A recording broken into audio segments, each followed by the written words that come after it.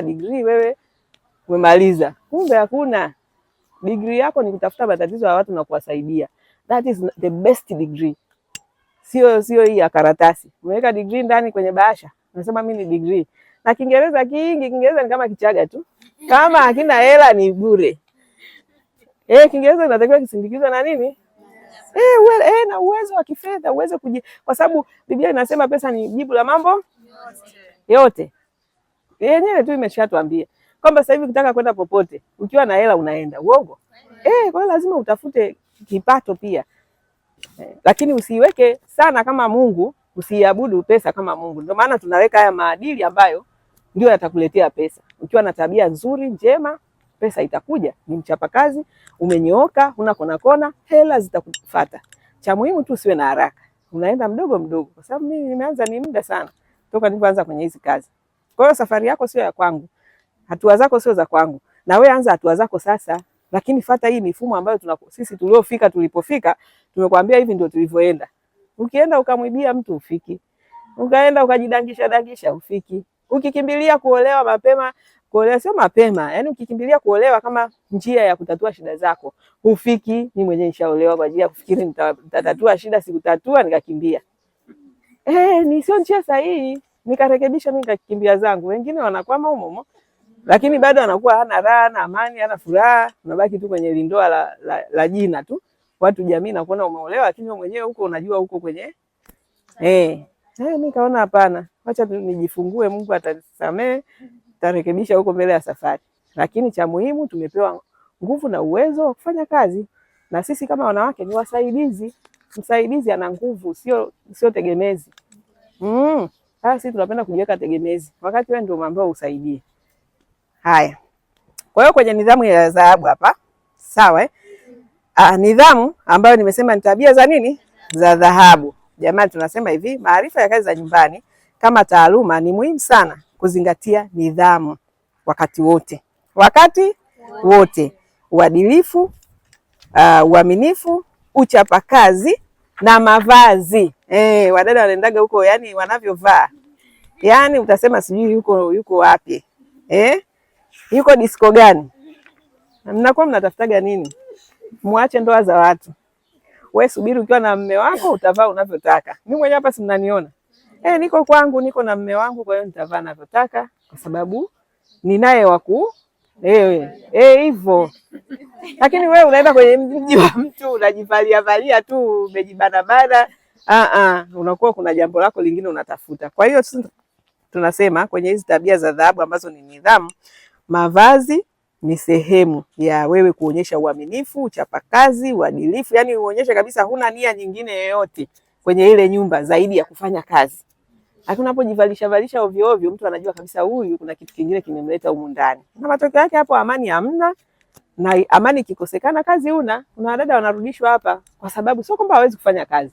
Lakini bosi anakuambia ukweli, huyu dada hafai vizuri. Lakini hapa tulimwambia, tena toka anapiga simu kuomba hii kazi. Ambia uje na mavazi ya heshima. Njoo na mavazi ya heshima kwa sababu unaenda kazini, huendi nyumbani kwa baba yako wala kwa mama yako wala kwa mumeo. Kwa kuwa unaenda kazini, njoo na mavazi ya kazi. Kwani mkienda mkizunguka kwenye maofisi huko mnakuta watu wamevaa vitu vya ajabu? Hapana. Mpaka wawe na waume zao huko, wanakula bata zao ndio utakuta wamejiachia zao. Lakini ofisini unavaa kiofisi. Kwa hiyo na hii kazi tunaipa hiyo hadhi kwamba ni kazi ambayo inatakiwa iheshimiwe. Ukiwa kazini vaa kikazi wakati wowote. Umeelewa Maana kuna wengine jioni mkishaoga mnaanza kutembeza vichuchu vyenu hivi. Mnaanza kujipitisha na kuvirusha. Hapana. Muda wote vaa sidiria yako, vaa nguo yako ya ndani. Wengine wakioga jioni hata chupi hawavai. Anatupia hapo dera lake jepesi, huyo anaanza kukatisha tena. Wewe dada vipi? Ndio anaenda sasa mpita sijui sebleni anataka kuandalia vitu jioni. Marufuku. Wewe unatakiwa yani wewe ukioga unaingia chumbani kwako unalala. Na tena kama kuna sehemu unatembea, kama sehemu ya kuoga haiko chumbani kwako, unatakiwa ujifunike gubi. Naenda na kanga zako kama 3. Tena vitenge sio kanga nyepesi. Si tunaelewana? Ndio hivyo lazima tuonyeshe dhamira ya dhati ya kwamba tunakwenda kufanya kazi na hatuna mambo mengine. Sawa jamani? Kwa hiyo hizo ndio tabia za dhahabu. Si mnaona hizo tabia hamna? Wadada wanajipitisha pitisha tu. Wanajipitisha. Ndio hivyo. Ndio maana nikasema tabia za dhahabu. Ukiwa unaenda kwenye nyumba ya mtu na unaonyesha kabisa intention yako ni kazi, yani huyo bosi hawezi kukuacha hata kidogo, na ukaonyesha kabisa kwanza hizo kazi unazimudu na una heshima, una adabu na nyumba ya watu. Tuko pamoja? Mume utapata. Kwani mpaka unakuja hapa ushapata wangapi wamekushinda? Wanakuja hapa watu wamezaa watoto kadhaa tu na wanaume hawako nao. Sasa unafikiri yule wa mtu ndio atakupenda sana? Hapana. Na hata kama ukisema anakupa hizo 10,000, 20,000 zitakupeleka wapi? Uendi popote. Yaani hizo hela za giza hizo zinaishiaga hivyo hivyo gizani. Sawa Kwa hiyo uaminifu na uadilifu tunasema hizo ndio sifa muhimu sana za msingi zaidi kwa binadamu yeyote. Jamani, binadamu gani? Yeyote anayetaka kufanikiwa katika kazi yoyote. Yaani hizo sifa ni za dhahabu. Ukiwa nazo popote unatoboa. Uaminifu tunasema ni kuwa mwaminifu katika kila unalolifanya, kuanzia kutunza mali za mwajiri wako. Hapa ndio wadada wa kazi wengi wanaanguka. Yaani unakuta kwa sababu anaona bosi wake labda ananunua vitu kwa jumla, basi anavitapanya. Yaani anavimwaga. Si hajali, anaona sio hela yake. Sasa huo sio uaminifu. Kwa hiyo tutoe mawazo yetu ile kwa wanaume, maana hapa tumehamia kwa nani? Turudi kazini. Sawa? Uaminifu kazini. Tutoke kwenye uaminifu wa mahusiano huko na mambo ya kutega waume za watu. Hebu turudi kazini. Uaminifu wa kazi tunaousema hapa ni kufanya kila kitu unachokifanya kwa uaminifu. Sawa? Kuanzia kutunza mali za nani? Za mwajiri wako. Mwajiri wako anakuambia chakula kikibaki usitupe. Kuna wadada wanatupa vyakula. Wadada wengi yani wanatupa, hawajali. Chakula kimebaki kizima anatupa, anamwaga. Huo sio uaminifu mbele za Mungu. Usimwage kwa sababu yeye hayupo, haoni, hajaona. Huo sio uaminifu. Kuna wadada wanatia uchafu kwenye vyakula. Huo sio uaminifu. Hivi karibuni tunaona mavideo kwenye mitandao, mara dada wa kazi anakojoa kwenye nini, mara sio anafanyaje. Huo ni ushetani. Huwezi kutoboa, huwezi kufanikiwa. Ndio maana wanaendelea kubaki kwenye mnyororo wa umaskini kwa sababu zile ni laana. Huwezi kualisha watu uchafu afu katarajia Mungu akakubariki. Si ndio? Kutoa taarifa za ukweli. Wadada na uongo hawajambo. Yaani kuna dada aliambiwa hichi kitumbua sio kimefanyaje, akakataa, hajakichukua. Bosi kaenda kwenye kamera anamkuta dada huyo kakichukua afu kakitupa. Bora hata angekula. Yaani uongo yani uongo wa vitu vidogo. Chombo kimepasuka mpaka bosi haje agundue sijui lini, alafu bado unakataa. Unasema sijui. Huo sio uaminifu. Kwa hiyo kama ni kitu cha bosi kimeharibika, unamwambia, samahani bosi, kuna hichi kitu kimeharibika bahati mbaya. Lakini wewe uongeze umakini, sio uwe ni mtu wa kuvunja vyombo kila siku. Ndani ya mwezi bosi vyombo vyote havipo. Hapana. Umeona matukio yanayotokea nyumbani kwake, yani usiwe ni mtu wa kuficha siri. Yani unaficha, unajua bosi wako hajui ukweli kuhusu nyumba yake. Wakati wewe ndio mtu ambaye amekuweka pale, anakuamini. Lakini umwambii vitu vinatokea, unaficha siri, labda mko wafanyakazi wawili au kuna ndugu yake, umeona? Kwa hiyo mambo yanayoendelea yeye hayupo, wewe unayaona lakini unayanyamazia. Wakati mwingine watoto wetu wanasoma, wanaenda huko wanakutana na watoto wengine ambao labda hawana maadili mazuri. Mtoto anarudi labda unaona anafanya tabia mbaya, anafanya vitu vya ajabu, anaongea maneno ambayo sio. Wewe hata ujali. Bosi anapokuja wala umpi ripoti. Wakati mwingine mabosi wetu hawa, nyie mnaenda kwenye mabosi ambao wanasafiri sana au wako busy, akitoka asubuhi hadi usiku. Kwa hiyo inabidi wewe uwe umekusanya taarifa za pale nyumbani kwake, mwambie nini kinaendelea kuhusu watoto wake. Mabosi wengine anarudi anakuta watoto wamelala. Saa nyingine watoto wanaweza kuamka asubuhi kwenda shule hata yeye bado amelala. Kwa hiyo lazima wewe uwe ni mtu ambaye unakuwa usalama. Mimi napenda kusema usalama wa familia yake. Usalama wa familia ya bosi wako ni wewe. Kwa hiyo mwambie kila kitu kinachoendelea.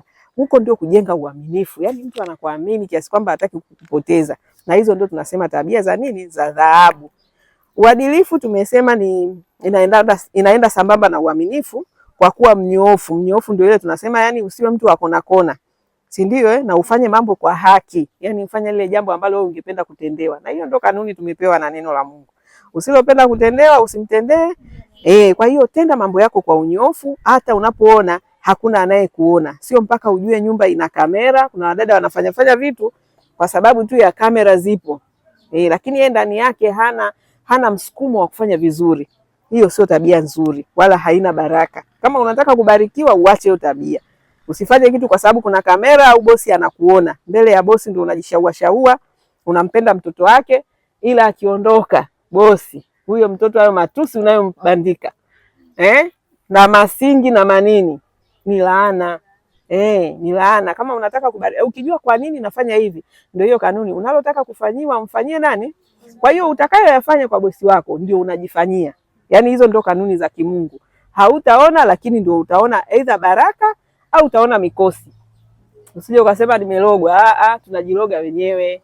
Hakuna mtu anayekuloga. We mwenyewe kwa matendo yako, tabia zako ndio unajiloga. Kwa hiyo unashangaa badala ya kwenda mbele unarudi nyuma. Lakini ukifanya vizuri, nafikiri ukifanya vizuri, kwa mfano anavyosema chef wetu pale, yani anakufanyia kitu ambacho unapenda, unajisikiaje? Ni sifa nzuri. Mimi kwangu hela ni kitu ambacho yani sio kipaumbele sana. Kipaumbele cha kwanza mtu afurahi. Yani I enjoy ile huduma yangu. Yani bosi anaposema jamani nimelipa dada mzuri. Yani hiyo kwangu ndio inanipaga ile kuridhika. Then huyo mtu hata kukupa hela inakuwa rahisi. Lakini mtu akishaanza anakulalamikia, hata hela yake anaitoa kwa manunguniko. Haina baraka. Sawa jamani? Kwa hiyo tuwe wanyofu, yani tuwe tumenyooka. Sawa? Usichukue vitu visivyo kuhusu. Wadada na mikono. Vitu leo wenyewe hapa watu wameibiwa. Leo watu wameibiwa. Kwa hiyo hapa katikati yetu tuna jambazi, tuna mwizi. Sasa hela zitakuwa zimechukuliwaje hela za watu? Kwa nini siku zote tumekaa hapa hakuna hiyo tabia?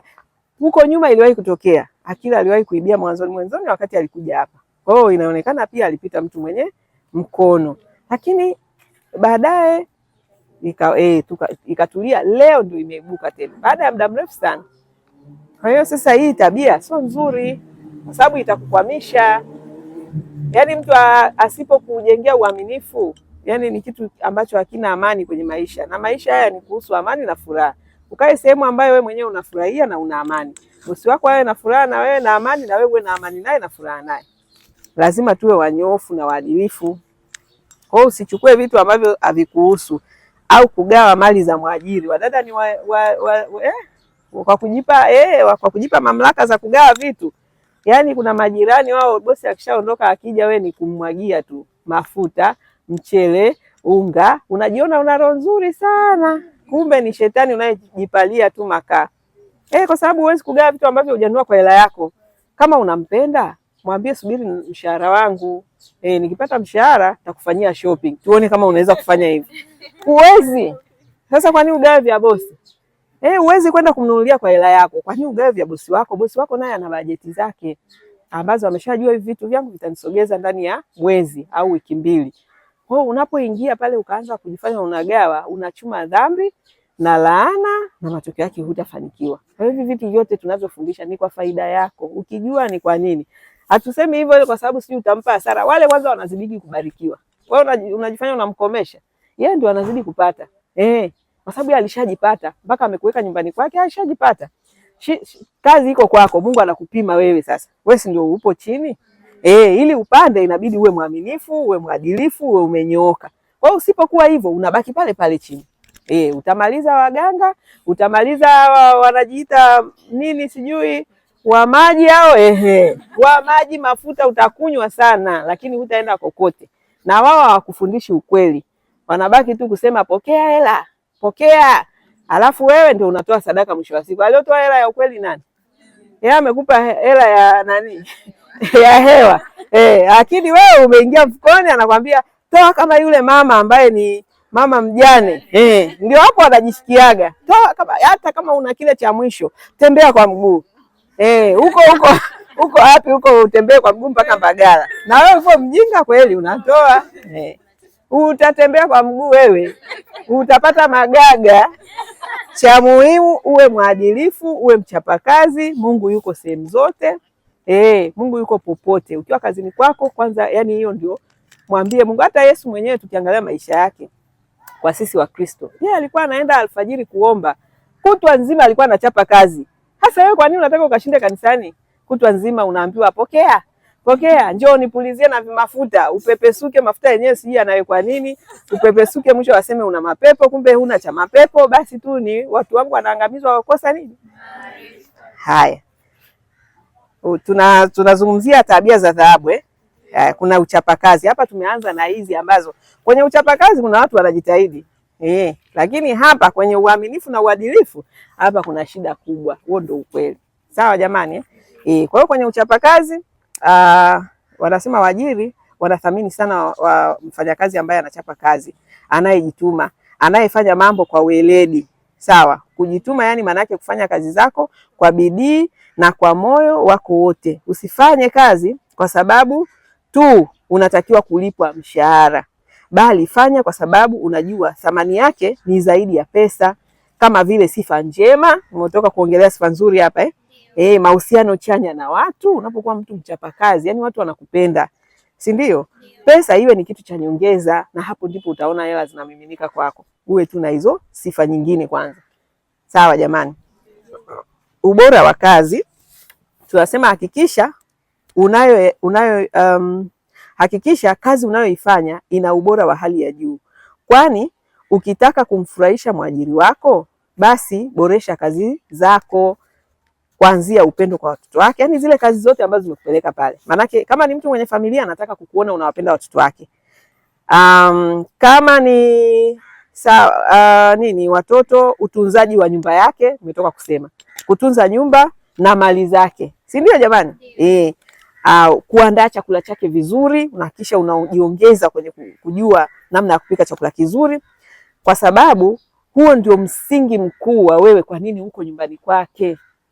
Sisi tunaelewana? Yaani wewe ukijua kwa nini niko hapa, sio kwa sababu eti anakupenda sana au wewe umeenda pale kwa sababu unampenda huyo bosi. Sio kweli. Kuna vitu vimetukutanisha. Wewe una shida ya hela, mimi nina shida ya mtu wa kunisaidia. Sasa kila mtu afanye kinachomuhusu. Sasa wewe ukitaka kuongeza hiyo thamani ndio ubinuke kweli kweli. Yaani na vile vinavyokuhusu kama ni watoto, yani uwaonyeshe kweli unawapenda, unawajali. Kama ni hizo kazi nyingine uzifanye kwa weledi, kwa ubora. Hapo bosi ataiona thamani yako, na hata ukija kuondoka kwake hataka kusahau. Tuna mabosi leo wanawaulizia wadada walioondokaga muda, jamani dada fulani yupo. Kwa nini? Kwa sababu aliishi naye vizuri. Lakini anaopata hao mabomu wa siku hizi ndio hivyo. Anaendelea kumkumbuka wa zamani. Sawa, kwenye tunasema usafi mavazi safi. Jamani nimeanza kuchoka. Mavazi na usafi wa mwili. Mavazi tumeongelea, sitaki kurudia. Usafi wa mwili. Jamani, kwa kuwa unahudumia watu eti na ni kazi za nyumbani, basi wadada kwa kunuka vikwapa. Ndio maana sisi kwetu sheria yetu ukipiga simu kuomba kazi unaambiwa uje na nini? Nini? Deodorant sio mapambo yale. Ni kwa sababu tunataka kuondoa huo utamaduni wa wadada wananuka jasho, yani nyumba ukiingia, nyumba watu nzuri, lakini ukiingia tu huo uvundo wake. Hata kama ana zile freshers zinakuwa hazifanyi kazi. Zinagoma. Mpaka AC inaweza ikakata kwa sababu ya kikwapa cha dada. Kwa hiyo sisi tukasema usafi wa mwili wako ni muhimu sana. Huo inaonyesha kujali wale unaowahudumia. Tunasema sasa hapa naisoma tu. Vaa nguo safi na zinazofaa kwa kazi za nyumbani, ambalo nishafafanua. Mavazi ya kuridhisha huonyesha umakini na nidhamu yako. Usivae nguo ambazo sio za heshima mahali pa kazi hata mara moja. Mwajiri wako anaweza kuvaa anavyotaka, na nimejitolea mfano. Kwa sababu yeye yupo nyumbani kwake, pale ni kwake, si ndio? Lakini wewe huwezi kuvaa unavyotaka kwa sababu wewe hapo ni wapi? Kazini. Safi kabisa. Tukasema usafi binafsi, hakikisha unajitunza kwa usafi, si ndio?